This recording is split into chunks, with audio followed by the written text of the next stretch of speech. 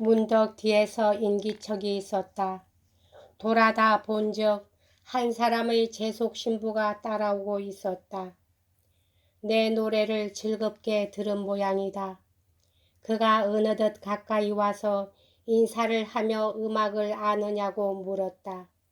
조금은 하고 대답했다. 썩 잘한다는 뜻으로 받아들이게 할 셈이었다. 계속해서 여러 가지를 물어보았다. 내 신변에 대한 이야기 일부를 털어놓았다. 상대가 물었다. 악보를 베낀 적은 없는가 하고 가끔 있습니다. 고 나는 대답했다. 사실이 그러했다. 내가 음악을 공부하는 최선의 방법은 악보를 베끼는 일이었다. 좋소 하고 그는 말했다. 나와 같이 갑시다. 4, 5일 일을 좀 해주시오. 그동안은 아무런 부자유도 없게 해주겠소. 방에서 나가지 않고 그 일만 해준다면. 나는 기꺼이 승낙하고 그를 따라갔다. 이 재속 신부는 롤리숑 씨라고 했다. 그는 음악을 좋아할 뿐만 아니라 잘 알고 있었다.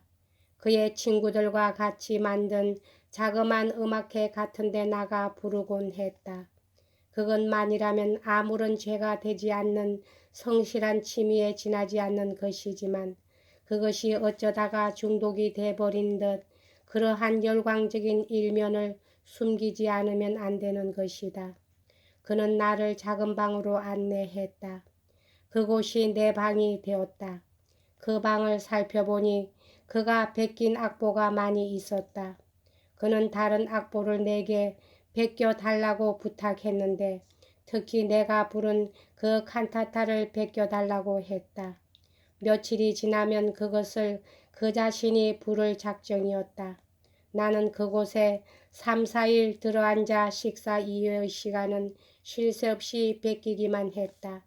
사실 내 인생에 있어서 이때만큼 음식 걱정을 안 한 때도 없었고 먹는데 맛있다고 생각한 적도 없었다. 그는 손수 주방에서 내 식사를 날라다 주었다. 내게 내오는 것이 이 집의 보통 식사라면 주방은 꽤 풍성했을 것이 틀림없다. 생애를 통해 식사에 이토록 즐거움을 가져본 일은 없었다. 정말 꼭 아쉬운 시기에 하늘에서 요리가 떨어진 것이라고나 해야 했다. 왜냐하면 마치 장작개비처럼 말라있는 나였으니까. 먹는 것에 지지 않을 만큼 일에도 열심이었다고 말하고 싶지만 그것은 좀 지나친 말이다. 실은 열심히 할 만큼 정확하지는 못했던 것이다.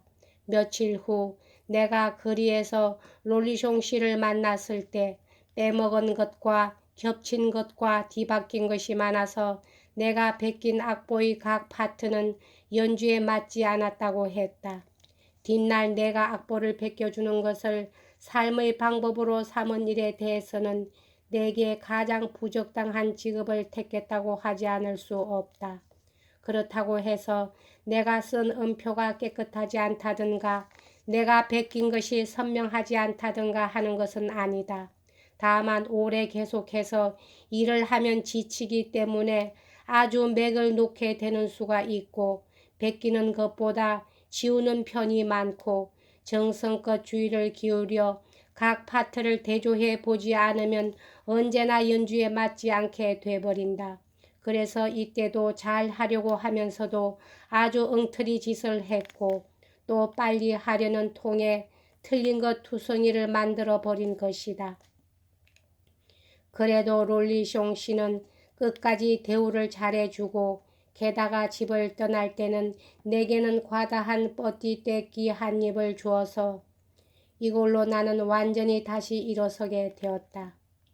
그것은 그로부터 즉시 쌍베리에에 있는 엄마로부터 편지와 그곳으로 만나러 갈 비용을 받게 되었기 때문이다. 좋아 날뛰며 그리로 가기로 한 것은 물론이다. 그 뒤로부터 내 주머니는 가끔 아주 궁해질 때는 있었으나 얻어먹지 않으면 안 될 정도의 일은 한 번도 없었다. 나는 이 시기를 하느님의 가호에 대해 감사를 품고 특기해 둔다.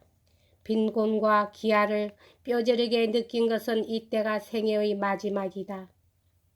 리옹에는 계속 7, 8일 더 머물며 엄마가 샤를렛 양에게 부탁한 용건이 끝나기를 기다렸는데 그동안 그때까지 보다도 빈번히 그녀를 만났다.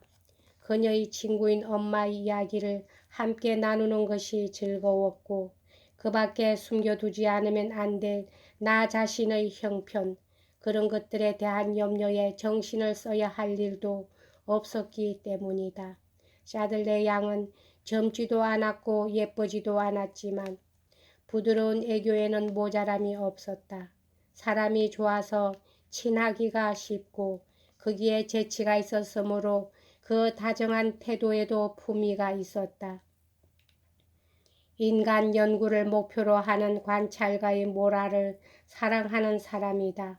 내가 역시 이 모라를 사랑하게끔 된 최초의 출발은 역시 그녀에게 있다. 그녀는 르사즈의 소설, 특히 질 블라스를 좋아해서 그 이야기를 해주고 그 책을 빌려주었다. 기쁘게 읽기는 했으나 이런 종류의 독서를 할 만큼 아직 성숙하지는 않았다. 역시 과장된 감정을 불러일으킬 소설이어야 할 때였다. 이렇게 즐겁게 또 유익하게 샤를레 양의 면회실 수도원 안에 있는 면회실에서 시간을 보내며 지냈다.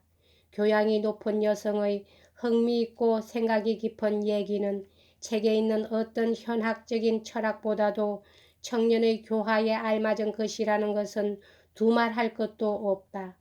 이 샤조트 수도원에서 다른 원생들과 그들의 여자친구들을 사귀게 되었다. 특히 14살의 소녀인 세르 양과 사귀게 되었는데 당신은 그리 주의를 하지 않았으나 8, 9년 후에는 열을 올리게 되었다. 그녀는 굉장히 매력이 있는 처녀였기 때문에 그것은 당연한 일이었다. 이제 곧 그리운 엄마를 만나게 된다는 기대에만 마음이 쏠려 나는 공상하기를 잠시 쉬게 되었다. 현실의 행복이 기다리고 있어서 환상 속에 그것을 찾지 않아도 좋았던 것이다. 다시 만날 수 있을 뿐만 아니라 그녀 옆에서 그녀에 의해 즐거운 생활을 다시 하게 되는 것이다. 그녀의 편지에는 이번엔 내게 적당하며 다시는 나를 멀리 떠나보내지 않아도 되는 그녀가 희망하는 일을 발견해 두었다는 내용이 적혀 있었다. 대관절 어떤 직업일까 하고 그것을 알아맞히기 위해 이것저것 추측하느라 애를 먹었다. 영락없이 들어맞았다면 그거야말로 정말 멋진 점이었으리라. 편리한 방법으로 여행할 만한 돈은 충분히 있었다. 샤들레 양은 말을 타라고 했지만 나로서는 승낙할 수 없었다. 그것은 내가 잘한 일이었다. 내 생의 마지막이 될 도보 여행의 즐거움을 잃을 뻔했다. 마지막이라고 한 것은 모띠에에서 살고 있는 동안 가끔 그 부근으로 소풍을 간 것을 가지고는 도보 여행이라는 이름을 붙일 수가 없기 때문이다. 정말 이상한 것은 나의 상상력이 제대로 활동하는 것이 생활 상태가 가장 재미없을 때에 한해서 있는 일이며 반대로 만사가 내 주위에서 미소를 짓고 있을 때는 상상력은 거꾸로 웃어주지 않는다는 일이다. 나의 비뚤어진 머리는 환경에 순응을 못한다. 아름답게 하는 방법도 모른다. 그저 창조해내려 한다. 현실의 대상은 고작 있는 그대로밖에 머리에 그려내지 못한다. 거기에 장식할 수 있는 것은 상상의 대상뿐이다. 봄을 그리려면 나는 겨울철이 아니면 안 된다. 아름다운 경치를 그리려면 나는 벽에 둘러싸여 있지 않으면 안 된다. 몇 번이나 한 이야기지만 언제고 내가 바스티유 감옥에 갇히게 되면 그 안에서 자유라는 것의 모습을 그리게 될 것이다. 리옹을 떠날 때는 즐거운 장래만이 바라보였다. 파리를 떠나왔을 때는 몹시 불쾌했던 반면에 이번은 유쾌했는데 그것은 마땅히 그렇지 않으면 안 됐다. 앞서 따라붙어 다니던 그런 기분 좋은 몽상은 조금도 없었다. 마음은 명랑했으나 그저 그것뿐이다. 다시 만나보게 될 둘도 없는 친구에게 벅찬 가슴을 안고 찾아가는 것이다. 그녀 옆에서 지내는 즐거움을 미리 맛보기는 하나 도치는 되지 않았다. 이렇게 지나는 것을 늘 예측하고 있었으므로 아무것도 새로운 것이 일어나지 않은 그런 기분이었다. 다만 앞으로 그곳에서 할 일이 몹시 불안한 일처럼 마음에 걸렸다. 내 생각은 편안하고도 조용한 것이었으며 천마가 허공을 달리듯 하는 것보다 아니고 황혼에 도취되는 그런 것도 아니었다. 도중의 일들이 모두 또렷이 눈에 떠오른다. 경치에 마음이 끌린다.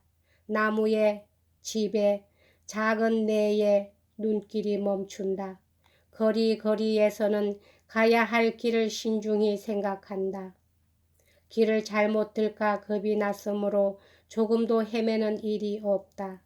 한마디로 말하자면 천상의 세계가 아니라 현재 있는 장소에 있거나 또는 이제 가려는 도중에 있거나 하는 것이지 결코 그 이상 떨어져 있는 것은 아니었다.